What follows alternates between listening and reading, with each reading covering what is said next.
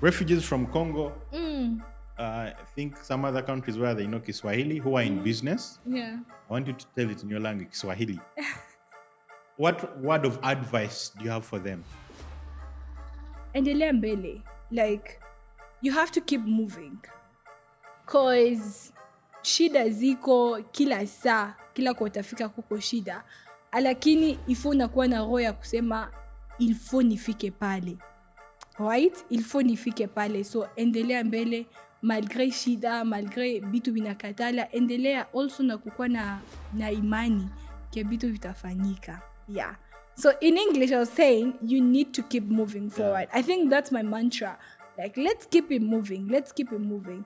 So you need to have the intentionality. You need to have the vision that I want to be there someday and then keep moving towards it. One thing I'm understanding is when your heart and your mind are onto something, the universe is going to conspire to ensure that you reach there, that you make it.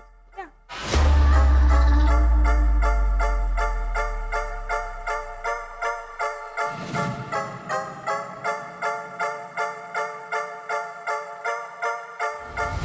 You are most welcome to Soko Talks, brought to you by Soko Uganda, of course, in partnership with Neoverse, where we are here at the lovely studio. So we are here to talk about refugees in business.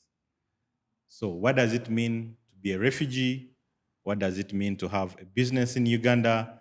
And how do you strive from a small business to a bigger business? Right here with me at Soko Talks, I have a very beautiful lady. She's called Esther. I don't know how to pronounce the other name very well. Kitumaini from Congo. You're most welcome, Esther. Thank you, Hilary. Thank you. Thank you. My name is Hilary Babazi, like she said. I'm the founder, Soko Uganda. Thank you for reminding me. You're welcome. I thought the viewers know me. Yet I'm not only in Isinjuru, I'm nationwide, Yeah. So tell us about you, Esther. Who is Esther? How long have you been in Uganda? You're a refugee because you are in refugee in business. So she's representing quite many people with her lovely products. Yeah. Tell us about Esther. First of all, thank you so much for having me here. Yes. I know this is the very first episode, so Premiere. I am Day definitely one. so happy to be the first one opening the door for so many to come. Yeah, so as you mentioned, my name is Esther Kitumaini. So Kitumaini is a Swahili word that means hope. Hope. Yeah. Okay. Yeah, so I am a refugee from DRC. Congo. Yeah, Congo. Basically, I come from the northern part of Kivu, which is Goma. Yeah, I came to Uganda, I think 13 years back. That was quite a while. When there were quite a bit of political insecurities that were happening within the country. There's just a lot of back and forth, gunshots and stuff.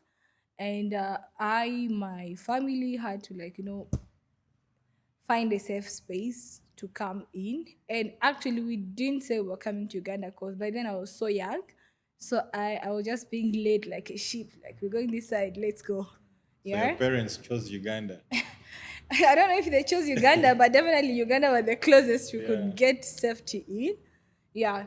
So by the time we clock Uganda, we enter Uganda, and my sisters and my young brother, because we got separated from our parents, so we had to join just as us. Yeah, so we entered Uganda, and then from there it was quite a little bit of challenge because the language was so different. And by then we reached in Kampala immediately, and OPM was still accepting to register. Settle in the urban area. Yes, to settle in the urban areas. So we got registered. Then after being registered, we got asylum seeker. Then from there, I think we started learning language and so on. And we were welcomed by a church. So the church took us in. Then Do you remember the name of the church? no, Which part of 'cause- Kampala did you land into? we landed, I think, in it was Natete. Yeah, Natete. yeah, that side of Natete. Yeah, so Thanks to that's the where we chairman, LOC one Natete. went. Definitely. Yeah, so we settled within there. The church took us in for a particular amount of time, and until when my sisters got jobs and they could take us in to have a space. So yeah, that's how we were. And we started learning English from a particular center. It was called, I remember, Refugee Law Project. I don't know if you know about it. I know the refugee law project. Yes, Refugee Law Project. By then, it had like the English adult something. We were young, but we just said, let's go and learn. So we went, learned English. I and my three siblings. Like I'm the sixth one, almost the last in our family. Yeah, the last girl, and then like there's one boy behind me. But by the time we came, we were only four of us. Okay. Yeah, me, my two sisters, and my younger brother.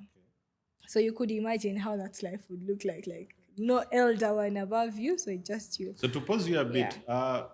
all the way from Congo, what were you doing in Congo? What were your parents doing in Congo Oh yeah, so my in mom, terms my of income earning? income earning. So yeah, my mom is definitely was a business person. Yeah, she's doing business in terms of butcheries and stuff like that. Meat. Yeah, exactly. Love Meat. meat. Congolese love meat, definitely. Yeah. Yeah, so she could, and for her, she's not like the one that sells directly. So she's like a wholesaler. She'll bring in like large herds of cattle, So were you distribute. studying back in Congo? Yeah, I was studying. Like you have the systems like ours, primary. No. So our systems are quite different. First of all, because we study in French and Uganda studies in English. And our primary schools ends at P6, then Uganda P7. And for us, you don't stop in senior 4. Like you continue up to senior 6, do your final exam, and then move to university. That is why you, when you came here, you had first learn English. That was Yeah. transition. Then you, okay. Exactly. Please continue. Oh yeah. So also when I came in, I mean like it was just a life change throughout because we had not a perfect life, but we had a really good life. Here in Uganda or No, in in Congo? Congo. Was going to a private school. Planned kids. Definitely not so planned, but yeah, there. So we get to Uganda and like you have to learn English. It was just another struggle. But thank God, 3 months down, we were able to learn English. Then the next academic year, we enrolled in school. That was Old Kampala Primary School. It's quite an expensive school, right? It's not. It's Really? actually not expensive, that school, yeah. Because also it's the church that took us in that paid for us. Yeah. So from there, we now have this. Now I was supposed to be in senior 1 because I didn't know English so well. I was taken to P4. Those are 5 years. Almost 5 years down. Like I said, it's okay because I think at one point I was just like, this is another world, and I have to. So in the meantime, Figure out. how were your parents settling in? Oh yeah, so by then we still not reconnected with our parents. Yeah, so we're still like with our sisters, and they're just trying to like figure out, you know how they'll go out and like, okay, let's sell clothes maybe and see if money will come in, because then that's the only kind of business you'll do without knowing too many like Luganda or You don't need English. papers. Yes, and you'll just be like, yeah, this is a cloth, like 2,000. So you don't need a lot of explanation for people to buy. Yeah. So Go to Old Kampala. Old Kampala, and then P4. I feel P4 primary 4. I still remember that class. I'm like, hey. Yeah, but from there, I think I was the first in our class in senior, yeah, in You're P4. older. Definitely older, but also wise. Yeah. Yeah. So from there, my teacher's like, you too wise for this class. You're going to go to P7. So I was transferred to P7 immediately. Then did my PLE. I think I got 12 aggregates. Yeah, 12 aggregates. And then from there, I got to senior 1. Which school? I went to Namungona High School. Yeah, but then we like, Still the church paying? yeah, it's still the church paying. You still go to that church? No. That's another discussion. Another day. Please continue. Yeah. So now when I joined Namungona, I was in senior 1, but also the class, I was too wise for the class. So the teacher was like, you know, you can just go to senior 3. Because the teacher was like, you could go to senior 4, but because there's a gap, like the gap is too short between P7 and senior 4, let's go to senior 3. So you skipped senior 2. I skipped senior 3.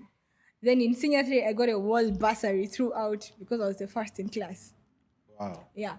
So I studied my senior 3 on bursary. I studied my senior 4, half of it on bursary. In Congo, are you still being the first like you are here in Uganda? Exactly, I was. Ah, I was the okay. first girl in our school. Please continue. Yeah. So from there, I finished my senior 4. Then I now move to senior 6 to A level. And I'm like, the dream was I'm gonna be a doctor. Definitely a doctor, either a gynecologist or a pediatrician. So I was so good in sciences, I decided to go for BCM. So were these day schools, boarding school? No, they were day schools. Day school. Yeah. So how were you managing at home? Your sisters were still having some income to take care of you. Or the church was also supporting. Yes, no. So the church was mainly, and remember now when I have a bursary, the church is no longer paying for Okay. me. Yeah. So I get to study and So was OPM supporting by then UNHCR? no. And I don't think there was any kind Financial of aid. Yeah, there was no financial aid coming Okay. apart from the church. And then what my sisters were earning, because one of my sisters now has a big shop in town, and she sells Vitenji throughout. So I think she was really a great support when it comes to how we living and all those things. Yeah. So did you ever lack at one point?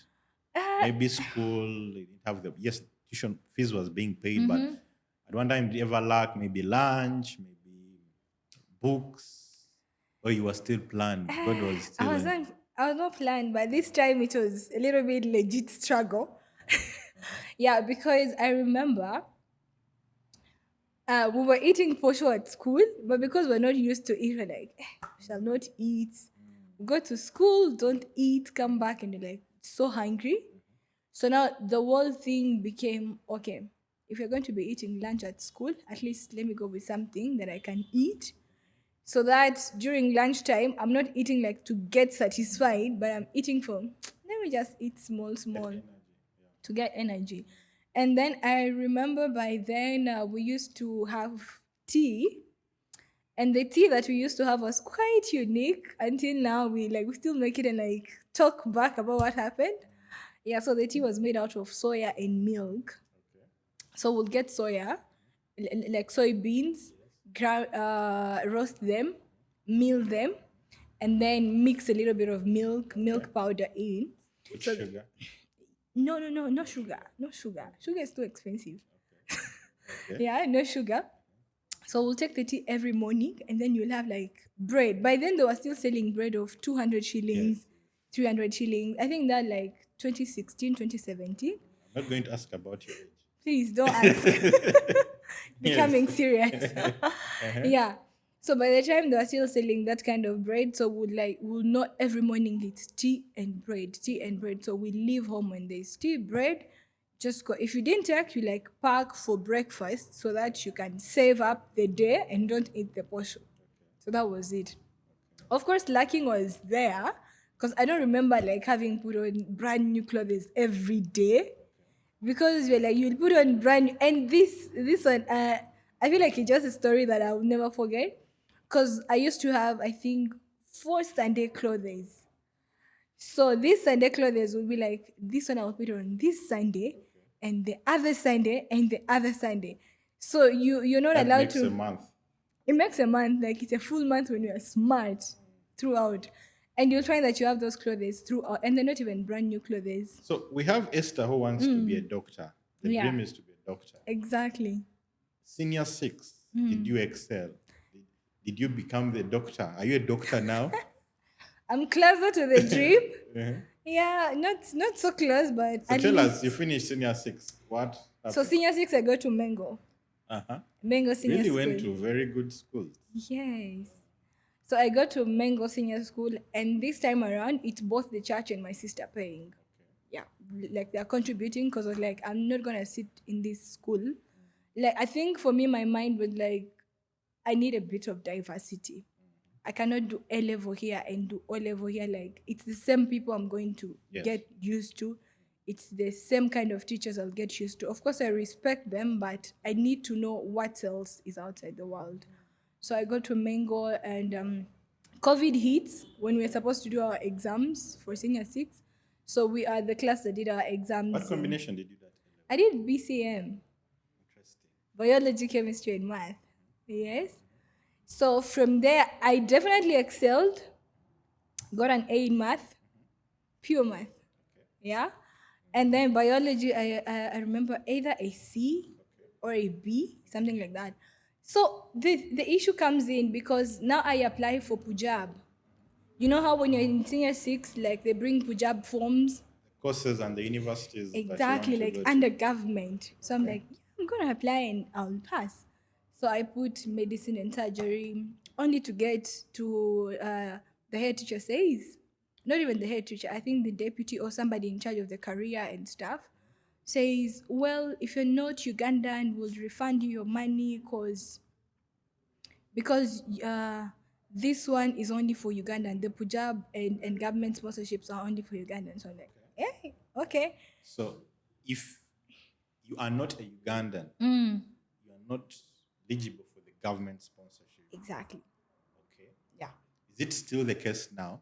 I'm not so sure because I left Okay. government scholarships Ministry to of Education, if you're watching National Council of Higher Education, please, we need to find out yeah. if you're not a Ugandan, are you still not eligible for government sponsorship? Okay. Please That continue. I'm not sure. So they refund us back our money for Pujab. That was I think 70 something thousand shilling. So now the struggle is, of course, I passed, I excelled, but how do we get into medical school? It's expensive. Expensive because I remember the cost is like 5 million, yeah, something like that per semester.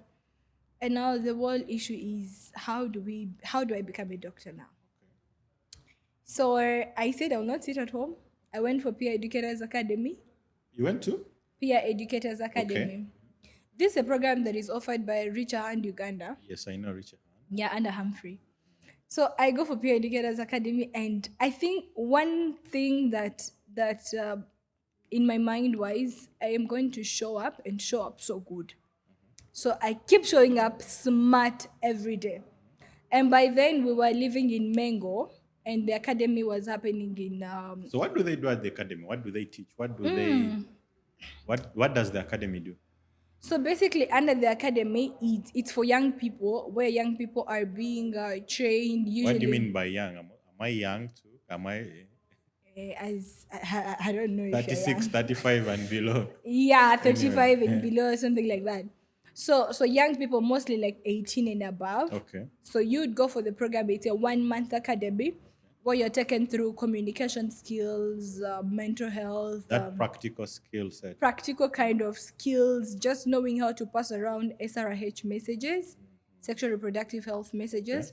Because I wanted to be a doctor, like, yeah, this is a good space to go through because it's taking me into the health sector that I want to settle in. So after 1 month, you are then Is it free? no, it's not free. You pay. You get to pay for money. Now the paying part was also another struggle. Please continue. Sorry to interrupt your struggles. Yeah, the paying part was also another struggle because I had to like, but I managed to pay. Okay. I managed to pay for it, and I think I was among the last people that really paid fully for it. But after the 1 month, you are taken then through.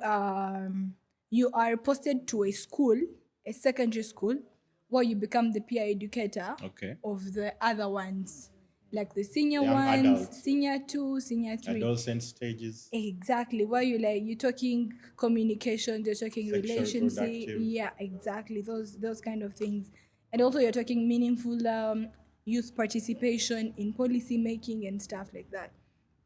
So I got posted to there's a school, it's called KBC, I think. Bishop Cipriano. Okay. I know Bishop Cyprian. Yes, the one in Isn't it? Luzira. Zira here. Yes, that's the one I get posted to. So then I am supposed to go there at least twice a month, like to do the Peer Educators Academy session. And from there, I think through so now here I am a senior six leaver with only the Peer Educators Academy as my certificate and some online courses for leadership and stuff that I had done before even getting my certificate. So these are the only things on my CV. So I'm like, since I'm not going to university, I better look for a job now. Yeah. But that phase of you knowing that you're not going to the university, how was that experience? Well, because it was COVID, my heart was still calm because I'm like, yeah, everybody is home. Nobody is going to university. Like, where are you going when schools are closed? So I think when schools open, I remember some of our classmates, cause put in the group, yeah, I'm going to Kampala International for So did it medicine. ever cross your mind that if I were back home in Congo, I would have gone to university? Well, now I think I will think about that right Yeah, now. I'm saying that particular within that phase, No, it didn't. never crossed your mind. No, I think for me, I was just like, we left, Not we are going here. back. Yeah, that was Yeah. like the mind. So in Kiswahili, it's called kaende kaende. Like, let's keep it moving. Let's keep it moving. Like, it's done. It's done. We can't go back. Like, we're Phase, now here. chapter. New phase, new chapter, and we're moving. Yeah. So now I don't think about like Congo and stuff. So I'm just like, I'm gonna look for a Your job. independence is on 30th June, I think. Yeah, very soon. So I'm waiting for that part of how you transition to this product, the library products that I'm seeing. Oh yeah, that's also another journey because it's gonna take me like now from the Peer Educators Academy up to when we You had begin a this. series of steps, So many steps. Like I get my first job, then from there I get to go to the university. Talking about how did you get your first job? First job through my Peer Educators Academy Okay. experience. So I think there's a lady that was the head of the program. So from there, because I kept showing up so good at like on time and stuff like that. So she sends me a link and she's like, Esther, I know you're not studying at the moment, but I'm sending you this link. First, check it out. Just apply in case you go through. It'll be good. So I apply and I go through. I get to be called for an interview. Do my first interview to my job. Many competitors there, people to be interviewed, I or you were didn't there know, alone? but at least the line was there by the moment I got there. But for me, I was like, I'm here. They told me 11 a.m. I'm gonna show up Showed up early. 10:45, 10:45. Do my interview. Go back home. No need of asking So it others. turned out to be the best. Yeah, I turned out So to be the best. to ask you, how is it easy for a refugee to get a job in Uganda? Well, that's also a bit of tricky question because it's not easy to get a job unless you've had like a track record of something in particular sectors. Because now Or for somebody me, has to be knowing you somewhere in high place. yes, maybe also that one worked for me because she saw how I was and she was like, definitely I could recommend you for the job. If you go through, well and good. If you don't go through, then it's well, but I've recommended you. So on the scale of 1 to 10, do you think it's easy for a refugee to get a job in Uganda? Um Oh, let's say a yes or no. Is it easy or it's not easy? it's not easy, most especially if you want a legit kind of job, Yeah. Professional to go in an professional, office, like be you an want to be a accountant. doctor. Yeah. It's not easy Okay. because most of the jobs that you'll get are into NGOs, startups that are starting because the structures are not yet strong. So they're like, yeah, we just need somebody that could do the work. Okay. But now when it comes to an organization where structures are strong, already said, like it's so hard. Could there also be an issue of language barrier? Yes, definitely language barrier is there because And maybe different academic documents, maybe in Congo, yeah, the grading is different from ours. very different. Because for us, we grade in percentages, and Uganda is grading. Until now, I've never understood how Uganda Because grades. I know an organization like Higaford Microfinance. Mm. They have quite many refugees working in Yeah. big departments. Well, I maybe think those who are not getting are not. They need to study from here a bit, learn. I don't think so, because I think the whole thing is around structures of the organizations.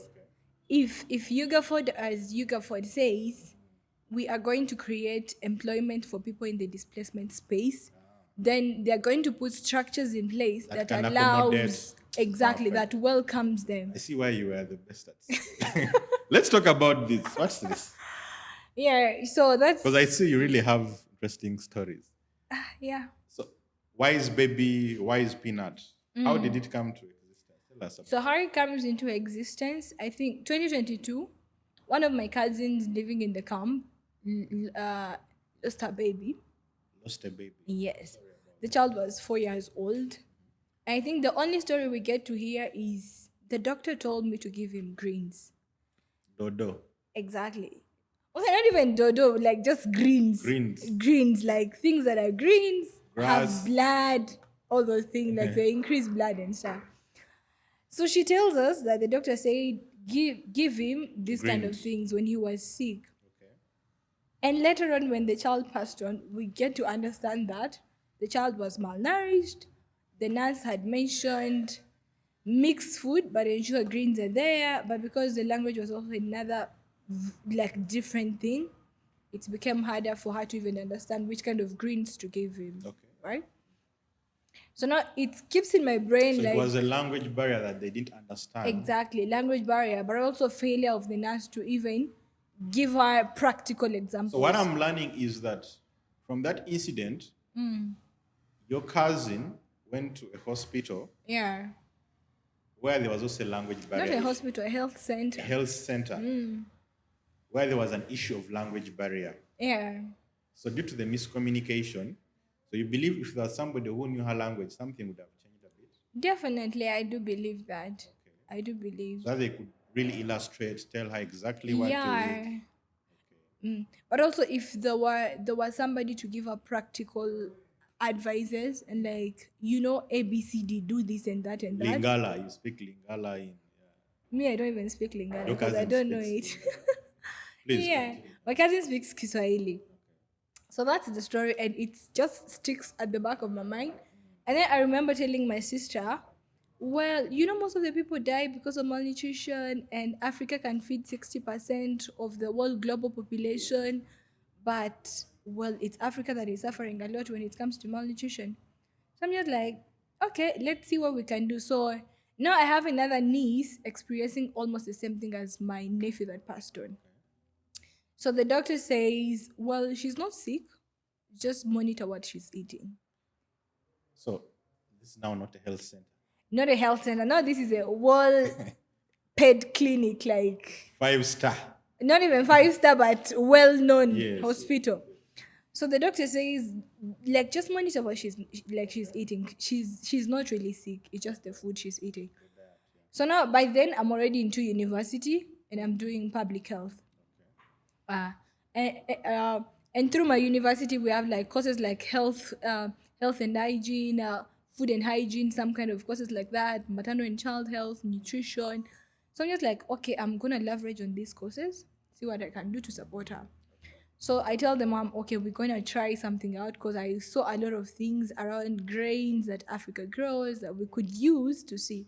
So we just get a mixture of grains. I think I remember by then we started with soya. I think soya still speaks to me because of the tea we used to take. So like we take soya, we take amaranth seeds. We take amaranth seeds. We take so many different seeds. Just grind them together. Then try to give her. Then 2 months. Okay, not even 2 months. 1 month, like into her taking it regularly. We now see she's improving. She's dancing. She's the most active, even up to now. When others are sick, she's the one with a strong immunity in the home. Because of the cereal. Yeah. So now we're like, so many mothers are going through this. Can we just try to change it? Because first of all, the language is So how different. did you know that many mothers are going through that? How did we know? Just So now because through your not family- even because my family is going through it. Now I do my internship at a health center Okay. and in Entebbe. So I'm seeing so many mothers coming in like, my child is sick. I'm just like, there is supposed to be something being done because a child cannot be sick over and over again. Yeah. And it's the same thing. And we're doing drugs, like food is medicine itself. Yeah. So I'm just like, okay, other mothers are going through this, but now it could become worse for those in the displacement space who don't know the language, who are not understanding what to even do. They don't have somebody guiding them and stuff. So like, let's begin. Now we do production of 10 kilograms, distribute to other How did people. you get the money to do it? Hey, now the money. So I joined a fellowship, which is called the Mahoro Fellowship. So it's under the Mahoro Coalition. So through the fellowship, we get like a particular stipend for the month. Yeah. So out of the stipend, I say I'm gonna keep 35% of this money to ensure like I invest it here. You were intentional. Yes. I was so intentional with starting this because I knew it was going to lead us somewhere. So I get the money, we do our first branding through that money, we do our first testing. So we do 10 kilograms, distribute to other mothers. They give us Because in feedback. your story, sorry, I skipped bits that you couldn't Okay. mention. I don't see a business background. Now I hear you talking about branding. I hear you talking about buying raw materials. We are not going to go to the part of pricing. How did you learn all that? Did you have somebody who was helping So you? how I learned all those is through my first job. So under my first job, it was a startup.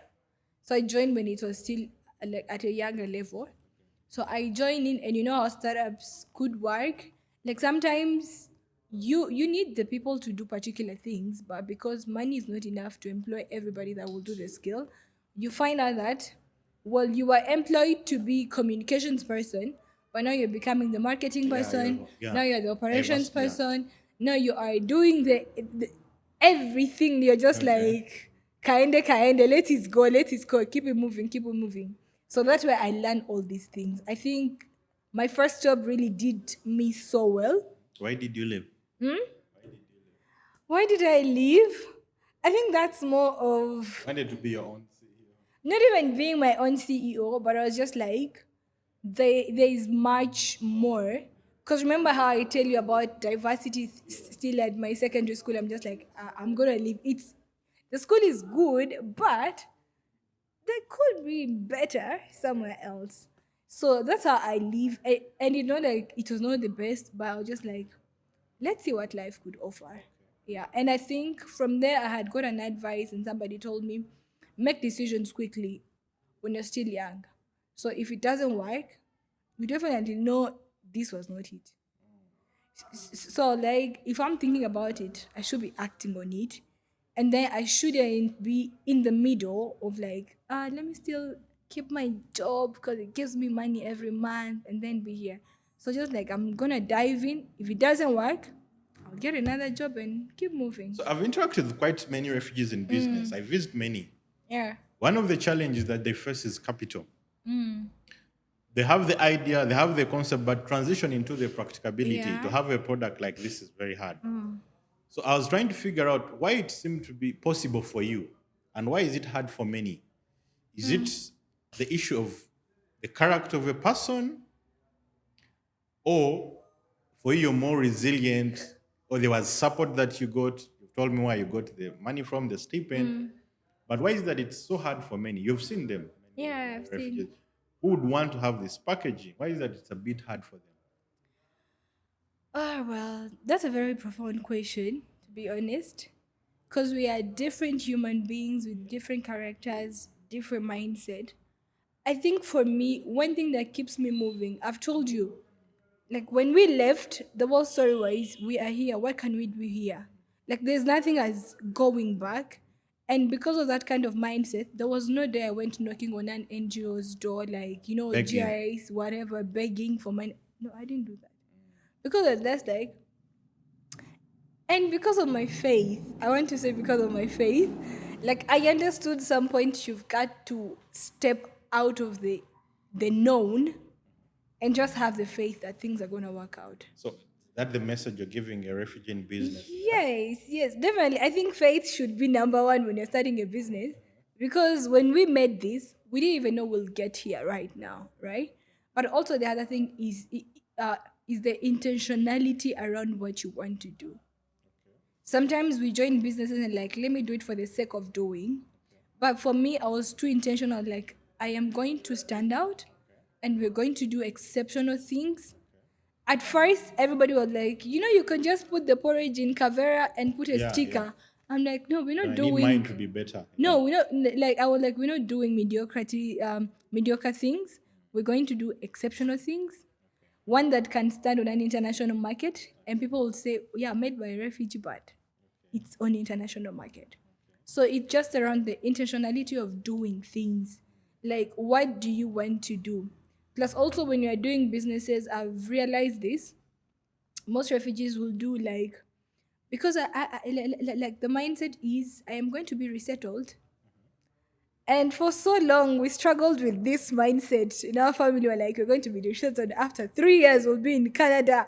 We were Okay. planning life in Canada, here in Uganda. So everything you're doing was just temporal. Yes, like especially the schooling. The schooling was like, let me study. So like, when I get to Canada, I know So what English. happened to the Canada days? Hey, the Canada is still Canada. I don't know if it will come, but definitely if it comes, we'll It will welcome come. it here. So what's good about this product? So I think one thing good about our product is it's organic. We've made it so intentional that all our things, we're not adding preservative. We're using local grains that could be found anywhere in like in the African continent. We're using soya. We're using and two of our signature ingredients are sim and pumpkin seeds, which are so nutritious, but most people do not consider them. Yeah. So we're putting in pumpkin seeds. You're putting in sim, then we're putting in our soya. Then we're doing brown rice, and then we're doing millet, because millet is so rich in proteins. Yeah, which is good for like brain development and supporting the children's health, to just keep them strong and ensuring that as they grow, because one of the things also that pushed us to do this is we learned that before a child turned by the time a child is 5 years, 80 to 90% of their brain is fully developed. The brain that they will use throughout their adult life, world life, is already developed. And anything that goes wrong at that moment is unchangeable. Sometimes you cannot reverse it. That when you even see adults that have difficulties connecting with other people, it because some of the nerves did not fully develop when the child was still young. So just like, okay, we're going to definitely do what? Do something that supports brain development, which is now the product. And we decided to call it Wise. Okay. So how do they use it? Just Oh briefly, yeah, how one do minute. they use it? So what we've made is there is a well instruction how to use it, but I'm just gonna make it simple. So this porridge, you cook it the normal way we cook like Porridge. every porridge. Yeah, we Boil didn't. water, then You boil water and yeah. then you get like 2 spoons or 3 spoons of the porridge. Put it in, Tablespoons. yes, tablespoons. Then you put it in cold water in another bowl as you're boiling your water. So you stir and make like a paste out of this cold one. Then when the water boils to 100, you just pour the paste that you've made. Then keep stirring. 5 minutes, 7 minutes, the porridge Done. is ready. Yeah, and you can add honey. You can add even the peanut paste. Now it's so good. It's so good, especially with children who do not have appetite. Even mothers who are breastfeeding and they're having issues with having enough milk to give to the child. When you do the porridge and then add in the peanut paste, because it has got coconut, it has got peanut and sim, then it definitely supports milk production, but also boosts the children's energy and So immunity. your story began Yeah. from your cousin who lost a child in the camp. Yeah. So are people in the camp having access to that product? And is it affordable for them? Or now you're in urban area? Yeah. The planned mothers in The Kampala. plant mothers in Kampala. So what we're doing in the different refugee camps, we are partnering with NGOs that are already working with mothers and You children. can mention them. Feel free. If you have some. They are not so concrete yet. Yes. Yeah. They're in pipeline. Pipeline, they're Okay. coming. But what we're planning is that we don't just want the mothers to have access to the You products, can but mention Soko. It's giving you free delivery to the camp. definitely Soko. Soko has been such a great help, by the way. I want to mention that since February, I remember since February, that's when we started using Soko. And no, February, January, I think January, either way, like one of the two. And our sales have gone so high simply because deliveries are free around Kampala. Like everywhere you are, Akim is going to get to you. Akim is the delivery guy that works Yes. with Soccer. I definitely We are work. doing it for refugees, by the way, in Oh yeah, business. Yeah, for now. Yeah. yeah. So Mate, and everybody now looks for us that we are giving. So who has supported you in this journey? Financially? Anybody? Have So- you tried to access a loan in a bank? um, Because I want the CEO of Yuga to see this. To see this. Opportunity Bank, they are my friends. that's wonderful. So just to go back to the other question of how the mothers in the camp are getting access. So we are providing it holistically, that we will do trainings for mothers to ensure in their local languages. If they speak Kiswahili, we'll speak Kiswahili, train them what to feed your child, how to feed your child with what is available. So do you plan to translate this as well? Their Yes, language? yes. Actually, our next packaging are coming with translators. Yeah, the words already translated. So that's how we're doing in the camp. And even when the NGO buys in bulk to distribute to the mothers, for us, we come in as an extra or bonus, train the mothers, just ensure that they understand what nutrition means, especially when you have younger children. Yeah. So who has supported us in this journey? Before we go to that, standardization, UNBS. Yeah. How easy was it? How hard was it? How easy was And it? how many hard? of the refugees in business can afford the whole process? Still, Hillary, I'll still bring this to intentionality, doing business with intentions, right? So for us, it was not just we want a product for mothers to just sell, but we wanted it to be the whole Uganda, the whole Africa, the whole world is going to test. Yeah, and we understood we have to do that with standards. So we reached out to UNBS and they were like, you need to have a facility. Okay. Well, we'll come and do the it's called auditing. We'll come and do the inspection, audit, EDC. inspection, see what you're doing.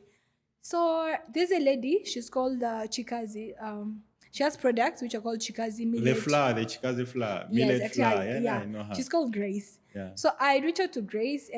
We were in my previous job. We were in the same cohort. Yeah, sometime back, business cohort. So I'm like, okay, let me reach out to Grace because she has done this. So I reached out to Grace and I asked She was her. one of the pioneers to join Soko. Oh, that's beautiful. I didn't know. Yeah. I should definitely tell her. So she guides me and like, you could go through Curad. So Curad is an incubator that supports agribusinesses. In Namamve side? Yes, in Namamve side. So we take a journey up to Namamve. We answer and they're like, yeah, you could just pay membership fee, and you have access to food scientists that The will factory help. there. The factory, the machines, Okay. even the people themselves that will help you to. If I've you have been a there. formula, they support you to make it better.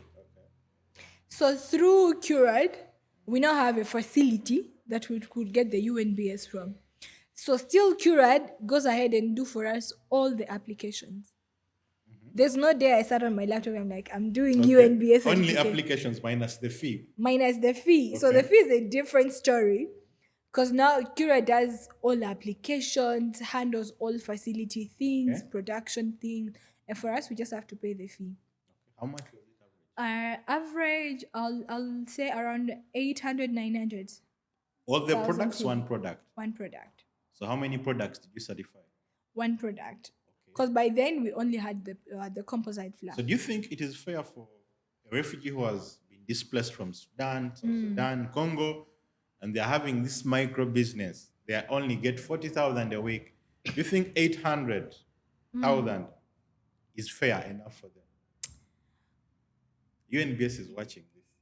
Yeah, So whatever you say will either help them or not help them. Okay. I really think because I've had so many conversations with other refugees doing this, the money is quite a lot. Because even us when we were starting, making 800 was like 3 months. That's when you make 800,000 shillings. And you realize 800,000 shillings, you have all the operational costs, production costs. So you're not making so much money to save up 800. So I think, would you prefer a model like URA? You work at the end of the month, you remit your taxes. So also UNBS can do all this work. Then when it does all this work, they can give you a payment plan. You pay as you make your revenues. Definitely, that would really help a lot because if you have a payment plan, you are being pushed to we're going to get UNBS. Okay. Then so you get more market. You get more market. You can even plan for that payment. You're like 5 months, 6 months down the road. If I'm paying When 50, you put my 50, product in the supermarket, I'm going to export. So now I have the money to pay you. Yes. But I can't pay you before. Okay. Before, yeah. But also it should just be like a small fee to be paid before. Okay. So that you don't remain with really huge amount to pay full, right? Yeah, so payment plan So is we got really to the government partners that have helped you apart from Soko Uganda? I'm from Soko. How they've helped you? Have they given Yeah. finance, skilling? So I think we've really had very good partners that have come on board to just help us grow, and that one of them is a Mahoro Coalition. So Mahoro Coalition is one of the organizations in the world that is convening people from displaced communities. They are creating multiple number of jobs for people in the displaced communities, and one of their peak interests is really into entrepreneurs from the displaced communities, where they give you mentorship. You have access to expert mentors. I think throughout the mentorship period, my mentor is from India, Mr. Pavitran, and one of them, like, he is an expert in logistics. So he made it so easier for us to even understand what it means transporting our products from one city to another and from one country to another. So all that thanks to a Mahoro Coalition. And of course they give you access to funding, which you like literally have to apply for, go through. If you don't go through, then you'll have like another chance. Maybe when there's another window that opens, you could get again access to funding that helps you now to really set up your organization. We have programs like the Grow Project, Ministry Yeah. of Gender, Private Sector Foundation Uganda. They're also watching. Opportunity Bank, DFCU, UGAFOD. They're actually they give access to finance. Yeah. Stanbic, Refugee Link. Have you ever tried to borrow money from a bank? We've not tried borrowing money from the Has it bank. ever crossed your mind? Yes, it has. What happened? It You don't has. like business loans? No, business loans. It's literally a good Because I debt. feel if you had more money, you would really upscale. Yes, Yeah. you would upscale faster, and I think a business loan is a very good date. Okay. But at some point, you just have to think about how do we do the repayments Okay. for this whole money. Because I remember last time I reached out to some people that were giving a loan, and I'm like, we want 145 million Ugandan shillings. And the plan was so perfect in my head. And like, we're going to get this 145 million. We're going to construct a mini production space Okay. and have not all the machines, but most of the needed machines. We're going to push out for UNBS to have at least 5 products, Okay. UNBS certified, move into markets, supermarkets, schools, ECD, all those stuff. And the plan was to pay this money within 2 years, have it all paid. And so we reach there, and the guys are like, okay, how much have you made? Because we're not even 2 years old. Okay. That's the whole So story. they wanted to see your history, your Yes, income. now they want to see your history of income, and the history is not coming out because there are And you don't months have of, collateral security. and you don't have collateral security. Like, I don't have a land to give in order to get the money, because also this is a business. Even if I have a car, I wouldn't give it because You need to use it for delivery. yes, you So need you to ended use it up for. losing that loan. Yes, we ended up losing it because we didn't have a really, really good financial record. We had one that was not so perfect, but I think they wanted something that is, they want to see at the end of the month you can make 3 millions, and the 3 million should come in at the end of the Because I'm month. sure there's somebody who is watching who is going to call you to give you a loan. They should give us the loan.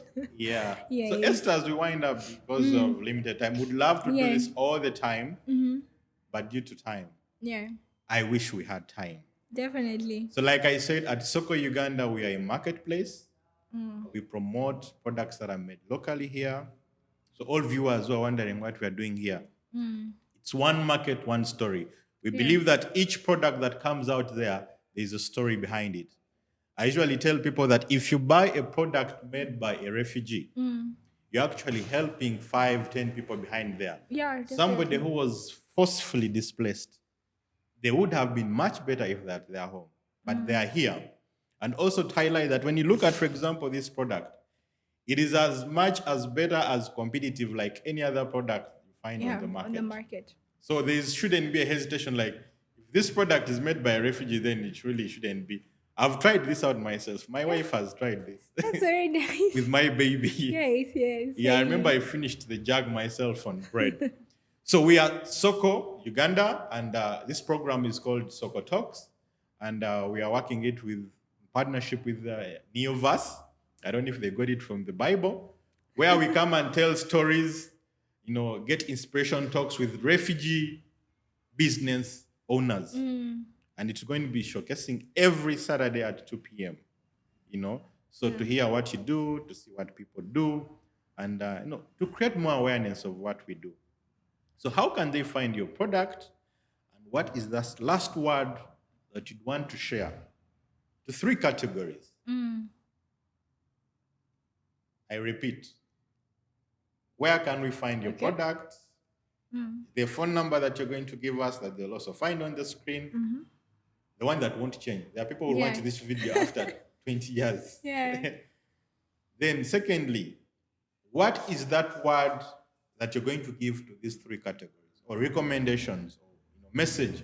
Maybe a friend told you, Esther, please go and advocate for us this. To your consumers, to the public, I can say the market. Yeah. We are one market, one story. Secondly, to the government, the systems. Here we're looking at people who aid you to do business. That can be trade, that can be KCCA, that can be URA, that can be UNBS, etc. Then third, development partners. As a refugee, we have quite many development partners that are trying to improve the livelihoods of the refugee. Yeah. Quite many, and they're doing tremendous, nice work, marvelous work. I can't mention many. GRS, Vision Fund. There are many. Yeah. So what is that message that you're giving them as we close and wind up? That whoever is watching, they can go and get their snack. Okay. Yeah. So first of all, where do they find our product? So we have a shop in Bakuli, Namirembe Road. Just when you leave Cafe Javas, as you're moving towards Ruby's, in the middle, there's a building. It's orange in color. I don't know its name, but that's where we are. Don't know the name of the It building. has no name. It has no name. Oh, it has no name. Yeah, it has no name. So we're on the first floor, room 1. First floor, room 1. Yeah. Also, if you're watching us from far, and remember, Soko Uganda is doing free deliveries, so you can go on our Instagram, TikTok, all our socials. We are Afya Moms and Tots Nutrition Hub, or you could just put in Wise, because we've also done an SEO, like, so that we have ensured if you put Wise, you'll still come back to our products. Even on Soko, when you just type in Wise, Afia, Soko platform, your products come up. Yeah, definitely. Yeah. Or you can make your orders on 075 22 57 039. Yeah, 075 22 57 039. Those are our numbers. Then my message to the three people. One, the consumer is, I think I really want to thank all our customers first for trusting us. And I think most of our customers are not even like into the displaced community, but they are even like the nationals. So one thing is, when you're buying our products, you're not just buying composite flour. You are supporting a whole business out there. You are ensuring some mothers get trainings, because it's through our profits that we are able to do even the free trainings in the refugee camps. So you're definitely not just buying a product, but you are ensuring another house is getting the nutritional guidance they need to ensure, even when they're not able to buy the product, but they can raise their children rightly because you bought. So thank you so much for supporting, and please keep supporting to ensure more houses are getting all this. And then to the government of Uganda, mostly I think to URA, because these are people I've had issues with. URA. URA. I'm bringing somebody from URA. Definitely. One of these days. Yeah. Yes, I think just a little bit clip behind. And they're working closely with us, That's nice. especially when it comes to the refugee work, to see that. That's interesting. Because we get to apply for a TIN number. The work permit. They want work permit. We don't have work permit. URA, we wrote that letter. You can still now hear the cries. Yes, we don't have work permit. So now we have to go to, like, there's a friend of ours who lives in Kiriandongo and says, I can support you do the TIN. So we get the number, but literally meaning the business is in Kiriandongo. Because the location is Kiriandongo. Okay. And now we are working with supermarkets that want F-freeze, and we're like, let's go to URA and get the F-freeze. URA is like, you have to go to Kiriandongo. Ndongo. I'm just like, isn't it the same system? the works, like you can't transfer us to Yeah. Kampala. They're like, you have to I have a wait. friend, is a So commissioner. many things. He's watching. So. So I think really the government should make it smooth because people from the displaced Ministry of communities, Trade is working on that issue of permits. Yeah. yeah, that would really Yeah, be good nice. work with Ministry of Trade. They are doing something on permits, yeah, for you people. Yeah, that would be nice. I think if the systems are really made smooth, because I think I want to really clap for Uganda because of how it has allowed refugees to be able to open businesses without a lot of issues happening. But also, if opening a business is one step, but also running it is some other thing. So if the system, the structures could be made smooth and just be made like more welcoming for people from displaced communities, that they don't have a work permit, but the refugee ID could be used Yeah. when they're opening this kind of thing, or the LC chairman later could be used to open this thing. I saw That for would definitely URSB, be even though nice. you're a refugee, your ID can work to register business. Yes, URSB is really doing nice. I think URA, because we want to pay taxes. We want to be able to grow the economy of Uganda. Let's jump to the development part. Yes. Are you still on the government? No, I think the government should just ensure Development the partners? structures are Yeah. smooth and welcoming. I think for the development partners, most of these are doing great work into scaling the people. We're getting more skills more than ever. Refugees are being skilled. Everywhere you go, there's a skilling center. But at least having a platform that now pushes the skills to market and ensures that the market is open to buying these things, Okay. that creates more sense. Yeah. So let's move from skilling to market to So a scaling. word to refugees from Congo. I think some other countries where they know Kiswahili, who are in business. Yeah. I want you to tell it in your language, Swahili. Okay. What word of advice do you have for them? In your language, the best you know. In our language. To them, yeah. Especially the refugees you see who are on Soko, those who are not on Soko, those who are trying to do business. Business is hard. They are trying to look for UNBS. It's hard. But you're talking about intentional, being intentional. What word of advice are you giving them in your language? That's gonna be hard in my language. Swahili, you know Kiswahili. I know, but the words can't put them together. Yeah. But I think one word is endelea mbele. Like, you have to keep moving. Cause shida ziko kila saa, kila kwa utafika kuko shida. Lakini ifo unakuwa na roho ya kusema ilfo nifike pale. Right? Ilfo nifike pale. So endelea mbele malgré shida, malgré bitu binakatala, endelea also na kukuwa na imani ke bitu vitafanyika. Yeah. So in English, I was saying you need to keep moving forward. I think that's my mantra. Like, let's keep it moving. Let's keep it moving. So you need to have the intentionality. You need to have the vision that I want to be there someday, and then keep moving towards it. One thing I'm understanding is when your heart and your mind are onto something, the universe is going to conspire to ensure that you reach there, that you make it. Yeah. Thank you so much, Esther, for having you. Once again, thank you for taking time to watch us, the public and the viewers there. So like I said, my name is Hilary Mbabazi from Soko Uganda and the founder. We are happy to be here at Neoverse as our partners through this initiative. We are going to run the campaign until everybody knows the marvelous things that we do. A big thanks to Office of the Prime Minister, UNHCR, there's a lady called Carol, Carol. NRC.